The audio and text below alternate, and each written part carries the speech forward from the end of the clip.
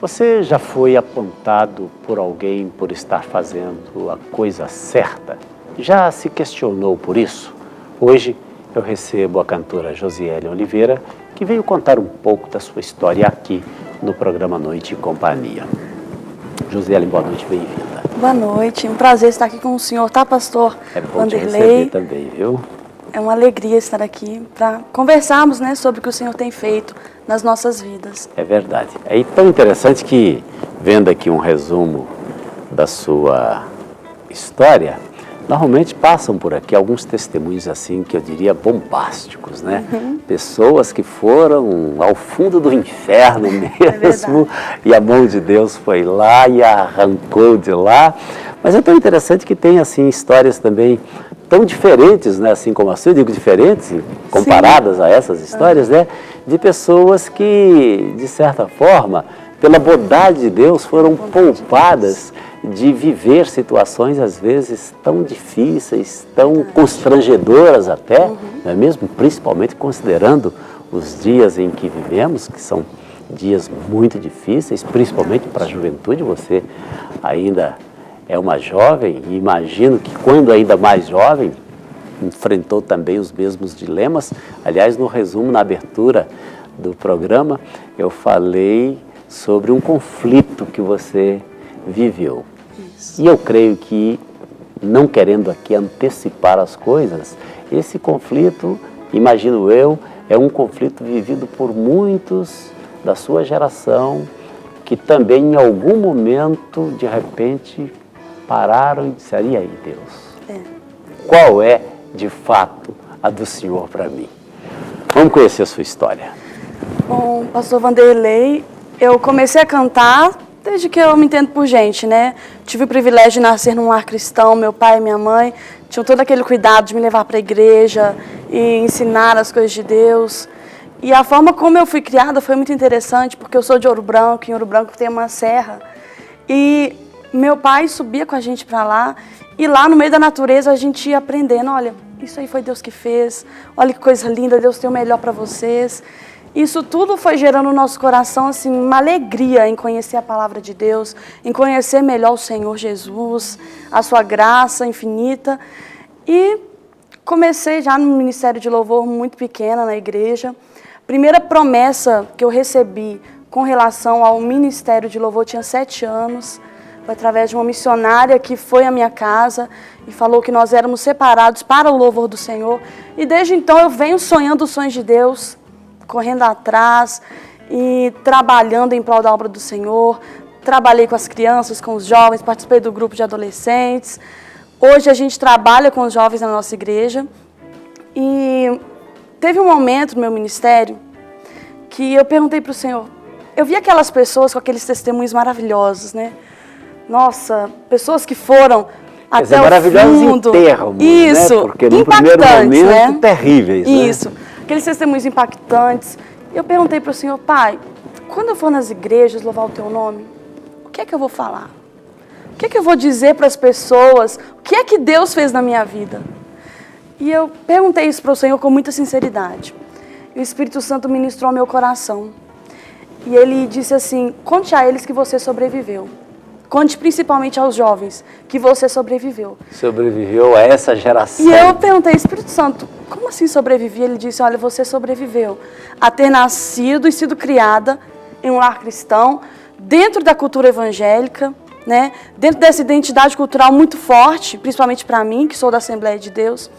E é uma coisa linda, porque eu não conheci essas coisas. Isso é um conflito, porque quando você é adolescente, quando você é jovem, parece que as coisas do mundo são multicoloridas, em 3D, chamativas, né? E parece que as coisas da igreja é como uma foto em preto e branco. Eu faço essa comparação. E naquele momento, a curiosidade por conhecer as coisas do mundo é um fato. É um fato para todos os jovens que nascem, são criados dentro da igreja, há uma curiosidade por saber o que é uma festa, o que é bebida, essas coisas, existe essa curiosidade. E nesses momentos de conflito, eu tive uma experiência com Deus, que quando você faz a obra do Senhor, quando você está envolvido dentro de um trabalho, aquilo te dá tanta alegria, tanto prazer, que é infinitamente superior às coisas deste mundo. E algo interessante é que é uma escolha, porque você pode escolher. Enquanto eu fui criança, meus pais me levaram para a igreja, eles fizeram a escolha por mim. Mas a partir do momento que eu me entendi por gente, que eu fui adolescente, que eu sou jovem, isso é uma escolha que eu tive que fazer. Eu escolhi viver os projetos de Deus na minha vida. Você fez uma faculdade. Isso. E a gente sabe, aliás, recentemente passou aqui pelo programa um moço também que fez faculdade, e entrar para a faculdade para ele foi, assim, de certa forma, num primeiro momento, pelo menos por 1 ano e meio, um desastre.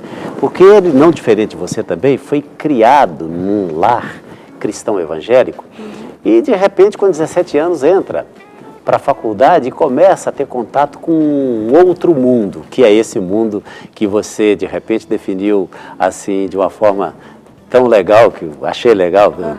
O jovem olha e parece que tudo é em 3D no mundo, isso, né? E olhando para dentro da igreja, para o ambiente da igreja, parece que é uma foto em preto e branco. Claro que você usou aí uma linguagem figurada, e a realidade é exatamente inversa, né? Isso. Se há uma terceira dimensão é dentro da igreja, não é verdade? E se o mundo é preto e branco, é lá fora, mas a gente só percebe isso quando, de repente, está inserido nele. Mas ele viveu esse conflito. Como é que foi para você o seu período de faculdade, que foi um tempo onde você foi conviver com pessoas, né, de vários segmentos, de várias correntes de pensamentos, de comportamentos? Com certeza. O Brasil já é uma mistura de culturas. A faculdade, sobretudo, é um lugar de um compartilhamento muito grande, né? E quando eu passei em São João, na UFSJ, e fui morar em São João, morei lá 1 ano. E assim, eu acho que uma coisa interessante quando você é jovem, ou quando você é criança, independente da idade, você tem que ter um motivo pelo qual você está dentro da igreja. É lógico que a salvação é o supremo motivo de nós estarmos na igreja, Jesus, enfim, tudo isso, mas você tem que se sentir importante, se sentir valorizado, você tem que ter algum trabalho para você desenvolver na igreja. E nesse momento eu já estava inserida no Ministério de Louvor.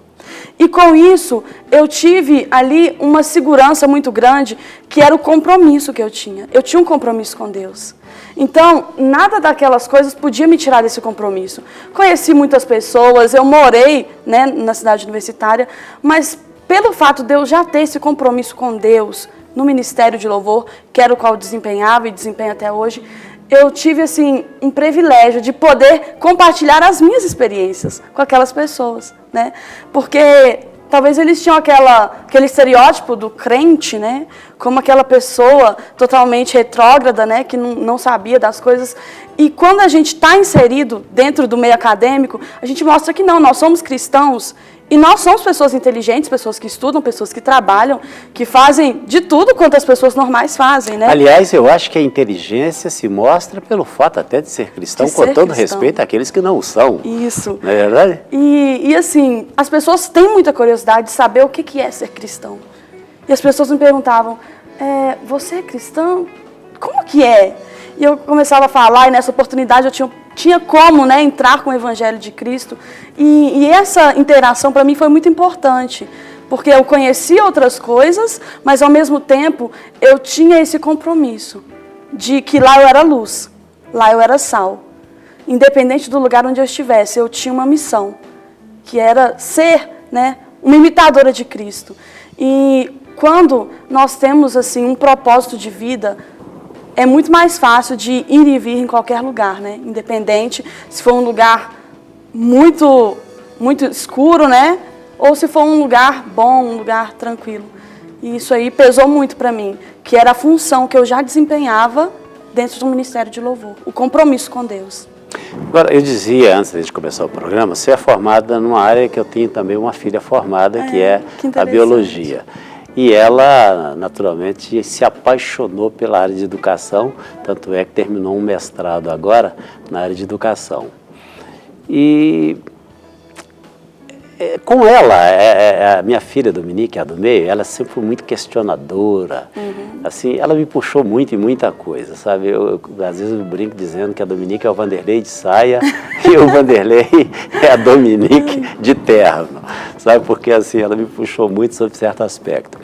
Mas fazendo o curso que você fez, onde você lida com muitas informações a respeito da vida, como é que você trabalhou isso na sua cabeça, visto que muito do que você crê no processo da vida vem também amparado,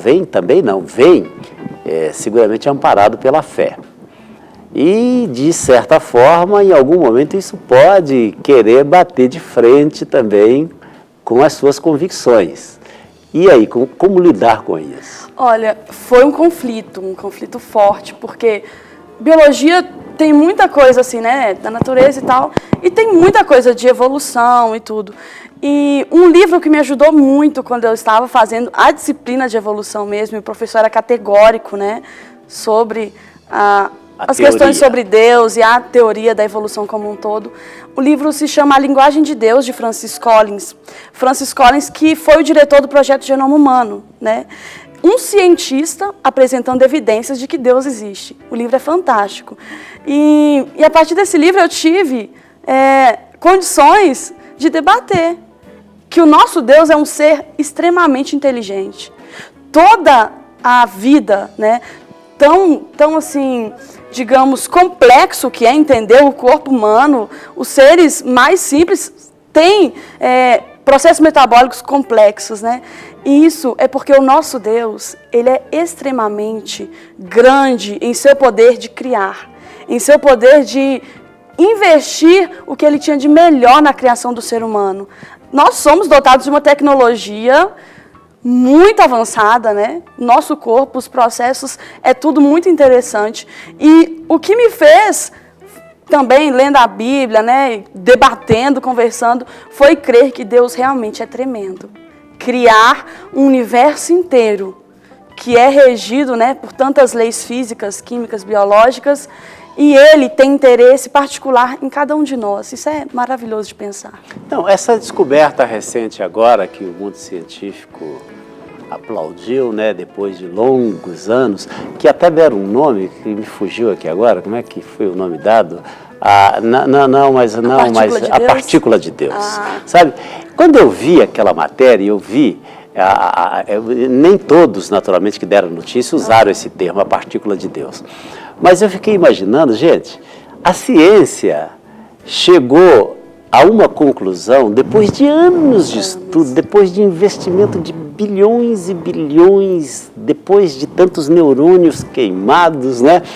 Ela conseguiu chegar ao que ela denomina de uma partícula de Deus, né? Agora, olha que coisa interessante quando você traz isso para dentro da palavra. Quando você vai ao livro de Gênesis, ao livro da criação, do começo, ali diz que Deus pegou essa partícula dele e soprou dentro do homem. E, na verdade, essas partículas de Deus estão em você, aqui em mim, está lá, naqueles que estão atrás das câmeras, aquele sopro de vida que Deus colocou. E certa vez eu ouvi uma pessoa dizendo uma coisa muito interessante. Ela disse assim, olha, a ciência está gastando bilhões e bilhões de dólares para ver se chega ao topo do conhecimento. E talvez a grande decepção dos cientistas será essa, chegar ao topo do conhecimento e nos encontrar lá com a Bíblia debaixo do braço. É verdade.